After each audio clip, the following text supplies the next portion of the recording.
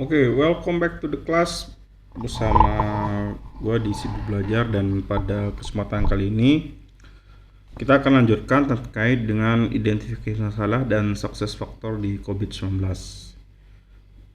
We know, dan where do we want to be? Stepsnya yang pertama itu what are the drivers, lalu kemudian fase kedua tuh where are we now, where do we want to be, jadi mau kayak apa sih sebenarnya kita, lalu apa yang harus dilakukan, what needs to be done, and how do we get there, lalu bagaimana caranya agar kita bisa sampai kepada tujuan. Nah, di video sebelumnya kita sudah membahas yang fase pertama, lalu yang saat ini kita akan membahas fase 2 dan 3 sekaligus, di mana kita akan kembali dengan studi kasus penggunaan aplikasi sistem surat elektronik ya. Jadi ini yang akan kita bahas pada kali ini.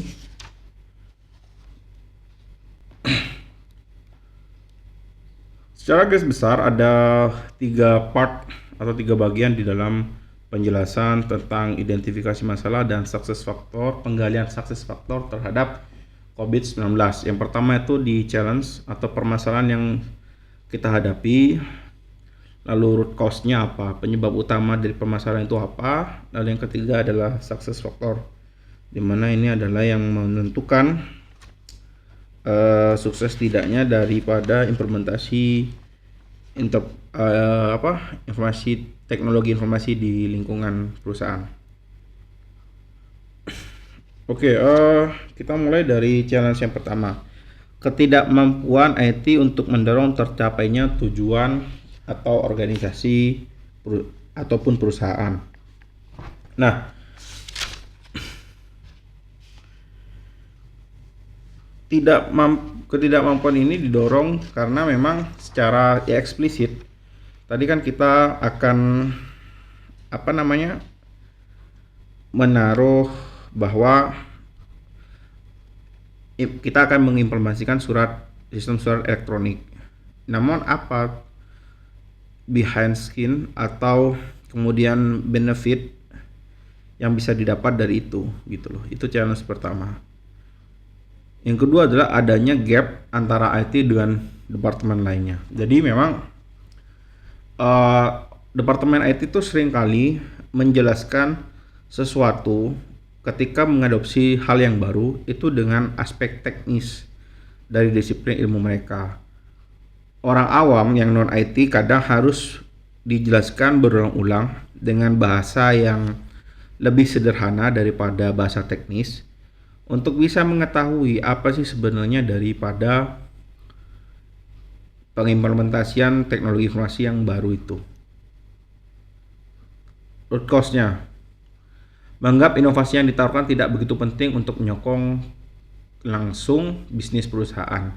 Jadi pada akhirnya adalah hitung-hitungan dari benefit atau keuntungan ya. Jadi dengan adanya sistem surat elektronik itu apa yang ingin dikejar? Outcome-nya apa? Gitu loh. Kalau kita membandingkan kondisi kompartemen dari sebelum menggunakan dan sesudah menggunakan itu apa, jadi harus jelas terlebih dahulu sehingga mereka seperti ini, jadi menganggap itu ini nggak relevan gitu loh, tidak menganggap ini tidak relevan dengan bisnis yang sedang dijalani. Lalu pernah terjadi adanya proyek IT yang dinilai gagal terwujud dan hanya buang-buang anggaran. Dan ini sering kali terjadi di beberapa tempat, di berbagai instansi, di berbagai level. Proyek IT kebanyakan adalah proyek hura-hura dalam tanda kutip. Jadi mereka membangun dengan menggebu-gebu, lalu meresmikan dengan sangat gegap gempita, tapi setelah itu nggak ada, aplikasi nggak dipakai, software terbengkalai, resource terbuang sia-sia. Akhirnya anggaran yang sudah digelontorkan dari awal itu tidak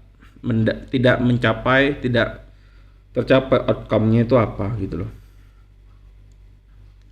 Lalu dianggap tidak make sense terhadap goal perusahaan itu sama seperti yang poin pertama, di mana inovasi yang ditawarkan itu tidak begitu penting gitu loh, untuk nyokong langsung perusahaan. Bisnis kita bisnis manufacture, lalu kenapa kita harus menggunakan sistem surat elektronik gitu loh, intinya itu.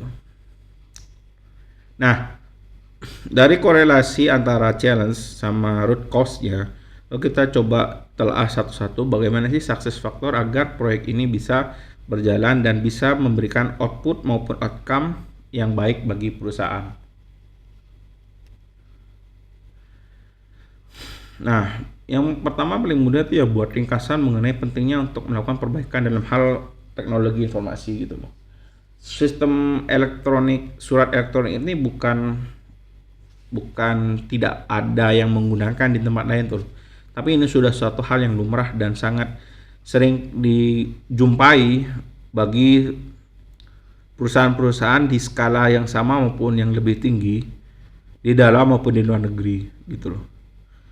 Keabsahan surat ini pun juga semenjak adanya UU ITE itu semakin diperkuat dan diperjelas dengan tentu saja harus memenuhi kaidah ataupun unsur-unsur tertentu, di mana itu akan dijelaskan di bab lain, bukan di bab sini.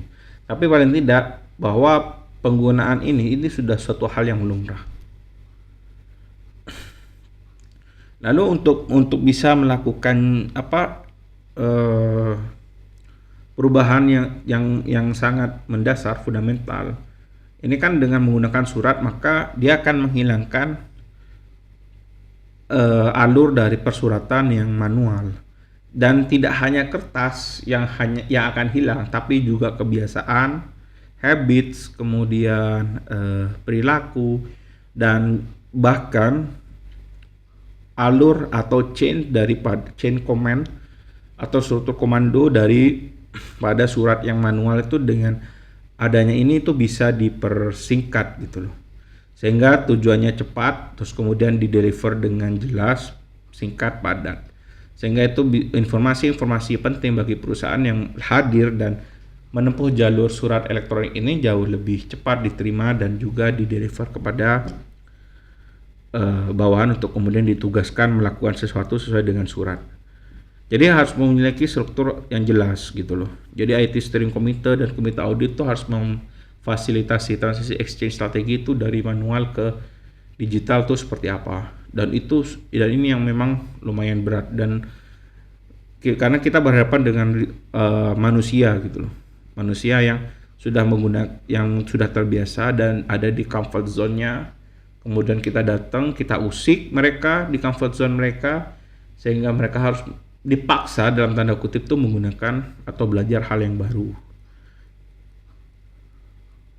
Lalu memvisualisasikan ke dalam bahasa yang mudah dimengerti. Jadi kalau misalkan nih, kita bisa buat semacam campaign terkait dengan penggunaan aplikasi, sehingga dan itu bisa disusun kalau bahasa zaman sekarang tuh bahasa bayi dalam bahasa bayi. Jadi orang bisa ngerti apa maksudnya, bisa ngerti kemana arahnya. Lalu gunakan konsep pendekatan yang agile. Jadi kenapa agile saya sebut di sini ya karena implementasi sesuatu di di suatu organisasi atau lembaga yang besar itu tidak semudah jika perusahaan itu masih berjalan di angka di bawah 50 orang gitu loh. Apalagi ini perusahaan yang memiliki cabang banyak. Sehingga pendekatan agile itu bisa harus digunakan gitu loh dengan lincah. Dijalankan lincah. Nah, ibarat kata nih, perusahaan besar itu seperti kayak kapal pesiar. Dan perusahaan kecil itu kayak speedboat gitu loh. Jadi kalau mau belok arah, bahkan balik arah, pesiar itu membutuhkan waktu dan cost yang sangat besar untuk bisa berputar. Sementara kalau speedboat dia bisa dengan cepat untuk menyesuaikan arah dari perubahan yang diinginkan. Kira-kira itu yang bisa saya jelaskan tentang success factor di part pertama ini. Terima kasih.